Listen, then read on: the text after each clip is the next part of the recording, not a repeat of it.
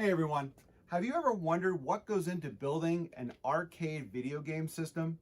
Well, in this video series, we're going to go through the basic components and their functions using the Snapcircuits Arcade Gaming STEM Kit.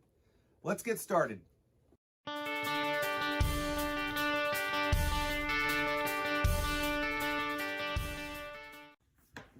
All right, like I said in the intro, this is the Snapcircuits arcade version. So we are going to go through the first couple projects on this. So eventually we want to get to this whole package. Okay, so this whole design, this whole kit is meant to illustrate what it takes to put a arcade system together. Now, all this is the electronic components that you don't see when you're playing a video game, the lights, the music, the sound, the switches, all that. So this is going to teach us the fundamentals of how that all works. But don't get overwhelmed. This is a really easy book to work through.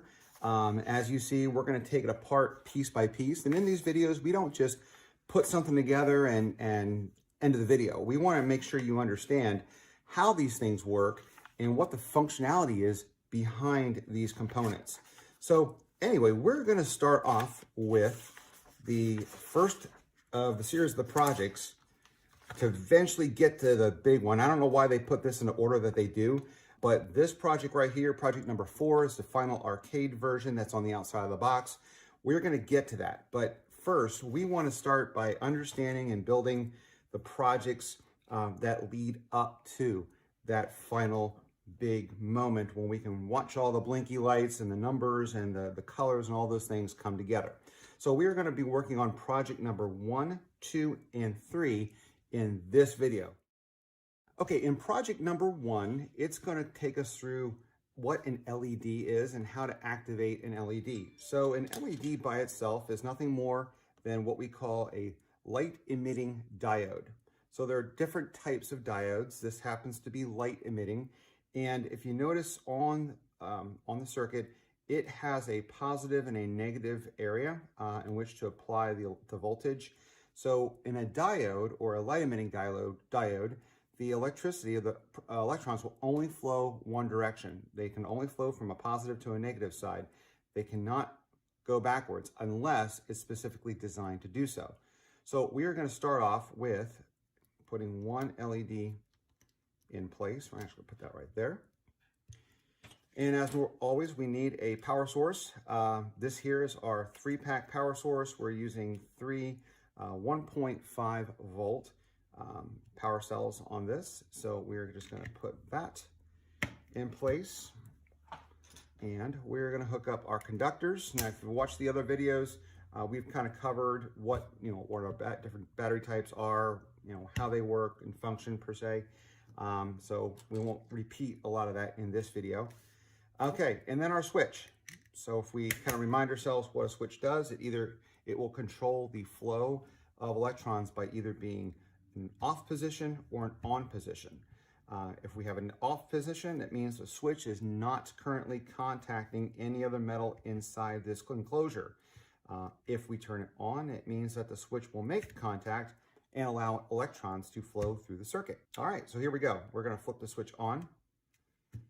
And there we have a red LED. Now, if you think about how many different colors you could possibly imagine or see in a video game or on your TV screen, red is one of millions, right?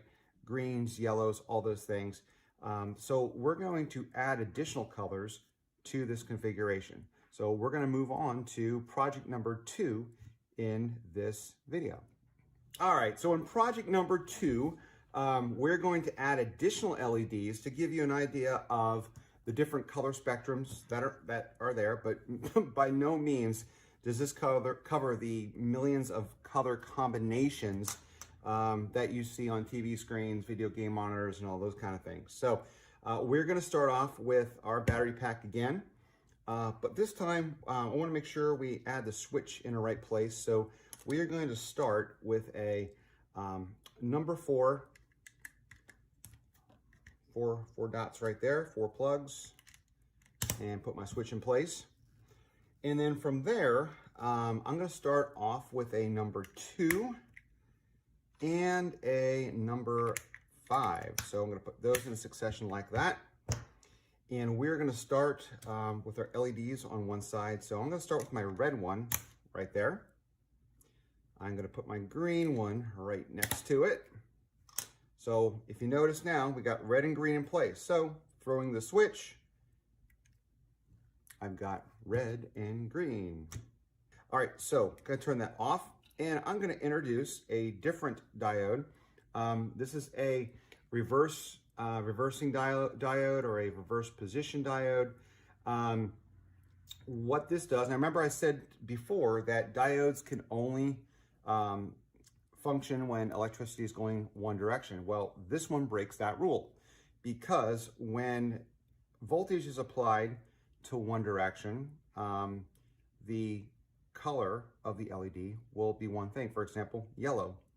If I reverse the position of the LED in the circuit and create a reverse flow of electrons on the LED, it is going to show up as red.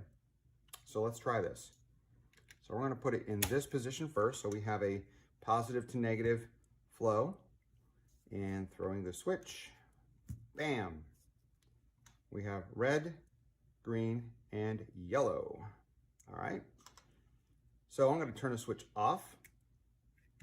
I'm going to flip this in the circuit. So now the flow of electrons is going a different direction across the LED. And now, voila, we have a red LED.